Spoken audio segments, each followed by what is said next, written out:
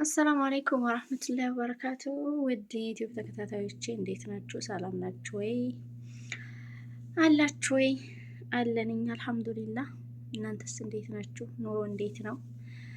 ላይክ አርጉሽ። ዛሬ ደግሞ ይዤላችሁ የመጣሁት ጠቃሚ መረጃ ነው።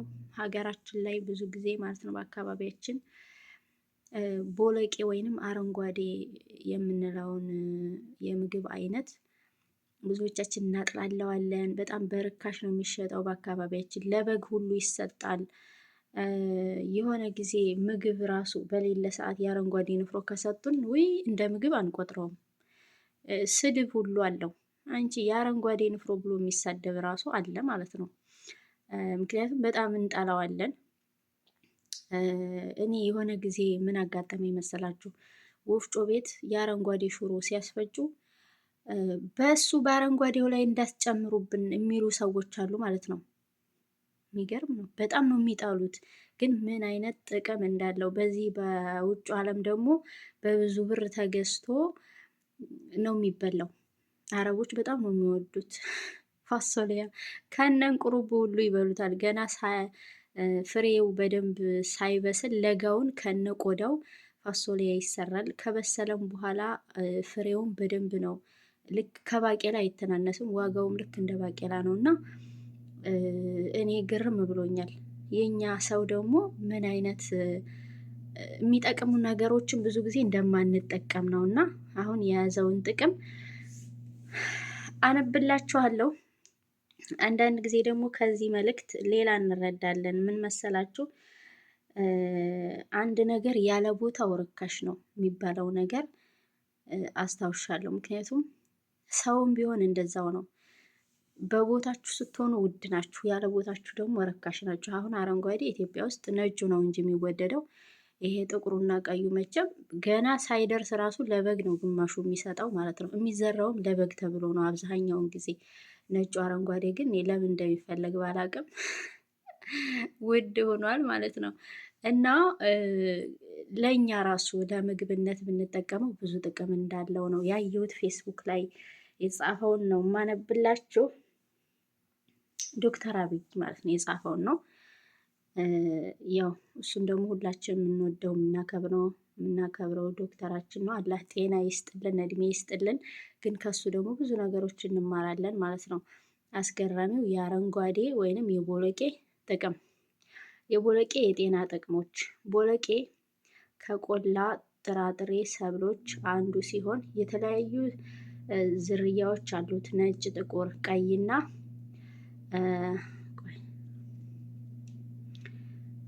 ቀይና ዥንጉርጉር በመባል ይታወቃሉ። በኢትዮጵያ በተለይ በሞቃታማ ቦታዎች በሰፊው የሚመረት ነው። ቦለቄ ለውጭ ሀገር የሚቀርቡት የጥራጥሬ ሰብሎች ረብጣ ዶላሮችን የሚያመጣ የመጀመሪያው ደረጃ የያዘ ሰብል ነው። ቦለቄ ከፍተኛ የፕሮቲን ይዘት ስላለው በተመጋቢው የፕሮቲን ፍላጎት በመሟላት በኩል ጠቃሚ ድርሻ አለው። ከመቶ ግራም ደረቅ ቦለቄ 21.5 ግራም ፕሮቲን ይገኛል። ከዚህ በተጨማሪ ቅባት፣ ካርቦሃይድሬት፣ ፋይበር፣ የተለያዩ ማዕድናት፣ ቫይታሚን በበቂ ሁኔታ ይዟል። ተመልከቱ እንግዲህ ያለውን ጥቅም ማለት ነው። በሀገር ውስጥ ቦለቄ በንፍሮ መልክ ከማሽላ ከበቀሎ ጋር ተደባልቆ ለምግብነት ያገለግላል። ከቆጮ ጋር አብሮ ይቀርባል። ሳምቡሳና ሾርባ ለመስራት ያገለግላል። አስባችሁታል? ሳምቡሳና ሾርባ በተለይ በኛ አካባቢ አረንጓዴ ከንፍሮ ውጭ አንገለገለው ማለት ነው እና በአንዳንድ አካባቢዎች በክክና በሽሮ መልክ ያገለግላል። ከዚህ በተጨማሪ ተረፈ ምርቱ ለከብቶች መኖነት ይውላል። ገለባው ማለት ነው። ቀጥለን ሳይንስ ያረጋገጣቸውን የቦለቄ የጤና ጥቅሞች እናካፍላችኋለን። ብዙ ጥቅሞች ናቸው ያሉት። አንደኛ፣ ክብደት ለመቀነስ ይረዳል።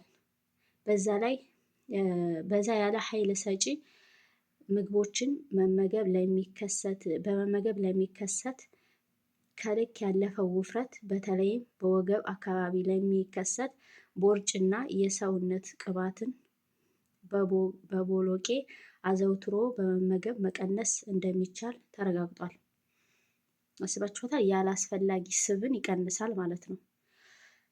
ሁለተኛ፣ የተለያዩ ጥናቶች እንደሚጠቁሙት ቦለቄ በፋይበር የበለጸገ በመሆኑ ከምግብ መፈጨት ጋር በተያያዘ ምግብ ስርዓተ ልመትን በማፋጠን ጤናማ በማድረግ የደንዳኔና የፊንጢጣ ካንሰር ይከላከላል።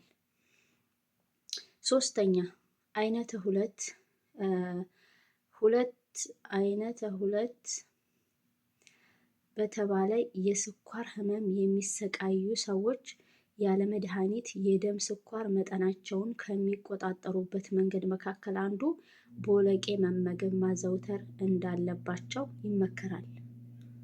አስባችሁታል? አራተኛ፣ በቦለቄ ውስጥ ያለው አይሶፎላቮንስ የተባለው ንጥረ ነገር ሰዎች ቦለቄን አዘውትረው በሚመገቡ ሰዎች ከማይመገቡ ጋር ሲነጻጸር በሳምባ ካንሰር የመጠቃት እድላቸው ዝቅተኛ እንደሚያደርገው ተረጋግጧል። አምስተኛ፣ ቦለቄ በቫይታሚን ቢ እና በዚንክ ማዕድን የበለጸገ በመሆኑ የቆዳ ጤና ይጠብቃል። የቆዳን መቅላት ማበጥ ከመቀነሱን ባሻገር የቆዳ ወዝ ሚዛን በመጠበቅ ቆዳችንን አንጸባራቂ ጸዳል እንዲኖረው ያደርጋል። ቆዳም ያሳምራል ማለት ነው። ስድስተኛ፣ ቦለቄ የማይሟሟ የፋይበር አይነት መያዙ ነው። በአንጀታችን ውስጥ የሚገኙ ባክቴሪያዎች ይህንን ፋይበር ሲያገኙት በቀላሉ እንዲብላላ በማድረግ ቡትሪክ አሲድ እንዲፈጠር ያደርጋል። ቡትሪክ አሲድ ደግሞ በአንጀት ግድግዳ የማይደርስ ችሎታ አለው፣ የማይደርስ ለማለት ነው። በተጨማሪም ቆሻሻ ከአንጀታችን ውስጥ በፍጥነት እንዲወገድ የማድረግ ጠቃሚ ንጥረ ነገሮች በቀላሉ በአንጀት ግድግዳ እንዲመጠጡ የማድረግ ችሎታ አለው። አያችሁ፣ የሁሉ ጥቅም አለው ማለት ነው። ስለዚህ ቦለቄን አትናቁት ልላችሁ ነው።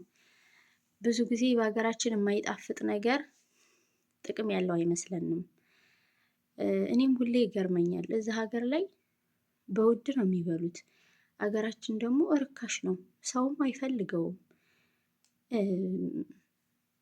ግን ዛሬ ጥቅሙን ሳይ ማለት ነው ለእናንተም ላካፍላችሁ፣ ለቤተሰቦች ላካፍላችሁ ብዬ ነው። እና እርካሽ የሆነ ሁሉ በአካባቢያችን እንደ ልቡ ስለሚበቅል እረሙኛ ይል ኮትኩቱኛ ይል ዝም ብላችሁ አሻው ላይ ትዘሩታላችሁ፣ ይበቅላል። ስለማያለፋን ብቻ ጥቅም የለውም ብለን እናስባለን። ግን የሚያለፋ ነገር ብቻ አይደለም ጥቅም ያለው፣ ዝም ብሎም ገራም የሆነም ነገር በራሱ ዝም ብሎ ስለሚበቅል ጥቅም አለው። አንድ ይሄ ነው። ሁለተኛ ደግሞ የማይጣፍጥ ነገር ሁሉ ጥቅም የለውም ብለንም አናስብ። በእርግጥ ጣፍጥና የለውም። እኔ ራሱ ጣዕሙን አልወደውም። ከሌሎች ምግቦች የማይጣፍጠኝ እሱ ነው። ግን ደግሞ ጥቅም አለው። ግን ንፍሮ ምንም አይልም። ንፍሮ ያን ያህል አስከፊ ጣዕም የለውም፣ በደንብ ከተቀቀለ እና ከተዘጋጀ ማለት ነው። ግን ደርቆ ምናምን በተለይ ደረቁ ከሆነ ያን ያህል አይጣፍጥም። እርጥቡን እሸቱን ግን ተቀቅሎ ብዙ ጊዜ የአረንጓዴ ንፍሮ ተፈልፍሎ ሁሌ ይቀቀላል። በተለይ ከበቀሎ ጋር መስከረም ምናምን ምንም አይልም። ግን እንደምንም ብላችሁ ብሉት፣ የማይጣፍጥ ነገር ጥቅም አለው። አረቦች ግን ምንም የማይጣፍጥ ነገር ራሱ ይበላሉ፣ ጥቅም ካለው ማለት ነው። እኔ ግርም ነው የሚሉኝ የሚጠቅም ነገር። እኛ ሀበሻዎች ግን ምንም አይመቸንማ የማይጣፍጥ ከሆነ እና እላችኋለሁ። ለማንኛውም ቦለቄ ብዙ ጥቅሞች እንዳሉት ዛሬ አንብቤላችኋለሁ። ቀጣይ በሌላ እስከምንገናኝ መልካም ቀን። አመሰግናለሁ ስላዳመጣችሁኝ።